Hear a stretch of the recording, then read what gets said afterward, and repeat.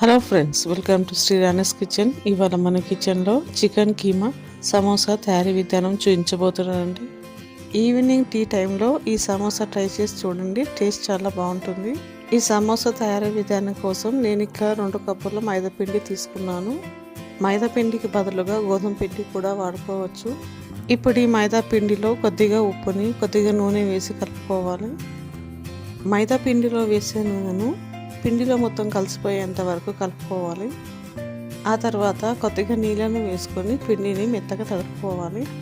ఇక్కడ మైదా పిండిలో ముందుగా నూనె వేసాం కదండి, అందుకే నీళ్ళని చూసి వాడండి.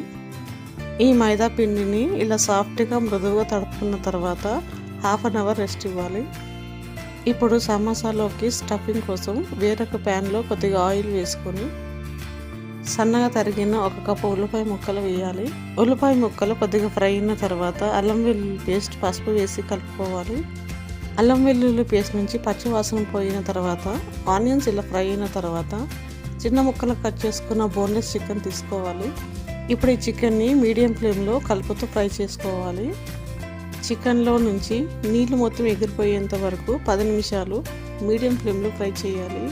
ఇలా చికెన్ ఫ్రై అయిన తర్వాత సన్నగా తరుక్కున్న టమాటో ముక్కలు వేసి కలుపుకోవాలి.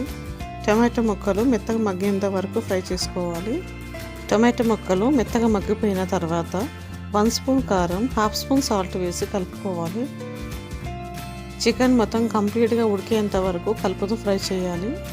చూడండి, చికెన్ మొత్తం కంప్లీట్గా ఫ్రై అయింది. ఇప్పుడు ఇందులో కరివేపాకు వేసుకోవాలి. ఇప్పుడు ఈ చికెన్లో గరం మసాలా, చికెన్ మసాలా వేసుకొని మళ్ళా 2 నిమిషాలు ఫ్రై చేయాలి. చివరిగా పుదీనా వేసి కలుపుకొని ఈ చికెన్ కీమాని మొత్తం చల్లారనివ్వాలి. ఇప్పుడు ముందుగా హాఫ్ అన్ అవర్ ముందు నానబెట్టుకున్న మైదా పిండి తీసుకొని మళ్ళీ ఒకసారి ఒత్తుకొని ఇప్పుడు ఈ మైదా పిండిని చిన్న ముద్దల్లాగా చేసుకోవాలి.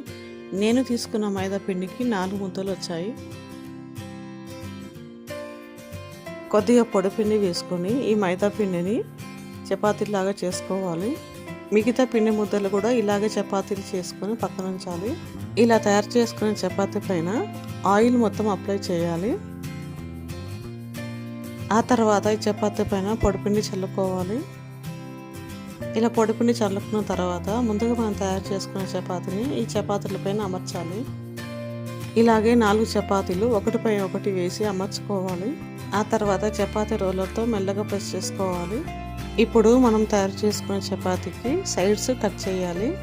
ఆ తర్వాత 1 ఇంచు మందంగా చపాతీని కట్ చేసుకోవాలి. చూడండి, వీడియోలో చూపిస్తున్న విధంగా ఈ చపాతీని ఇంచు మందంగా కట్ చేయాలి. ఈ చపాతీకి ఉన్న సైడ్స్ తీసేసిన తర్వాత మనము కట్ చేసుకున్న చపాతీని ఒకటిపైన ఒకటి వేసి అమర్చుకోవాలి. చూడండి, వీడియోలో చూపిస్తున్న విధంగా ఇలా అన్నీ అమర్చుకున్న తర్వాత ఈ చపాతీ పీసెస్ని మరలా చిన్న ముక్కలుగా కట్ చేసుకోవాలి. ఇప్పుడు చపాతీ రోలర్తో మరలా చపాతీ చేయాలి. ఇప్పుడు ఇలా తయారు చేసుకున్న చపాతీలో ముందుగా మనం ఫ్రై చేసుకున్న చికెన్ వేసుకోవాలి. ఈ చపాతీకి సైడ్స్కి ఆయిల్ అప్లై చేయాలి. చికెన్ స్టఫింగ్ బయటికి రాకుండా ఈ సమోసాని సీల్ చేసుకోవాలి. చూడండి, వీడియోలో చూపిస్తున్న విధంగా సమోసాని తయారు చేసుకోవాలి. ఇలాగే అన్ని సమోసాలు తయారు చేసుకొని పక్కన ఉంచాలి. ఈ సమోసాని ఫ్రై చేయడం కోసం ఆయిల్ వేడి చేసుకున్న తర్వాత మీడియం హీట్లో ఈ సమోసాని ఫ్రై చేయాలి. ఇలా గోల్డెన్ బ్రౌన్ కలర్ వచ్చేంత వరకు మీడియం ఫ్లేమ్లో ఫ్రై చేసుకోవాలి. అంతేనండి, సూపర్ టేస్టీ అయిన చికెన్ కీమా సమోసా రెసిపీ తయారు.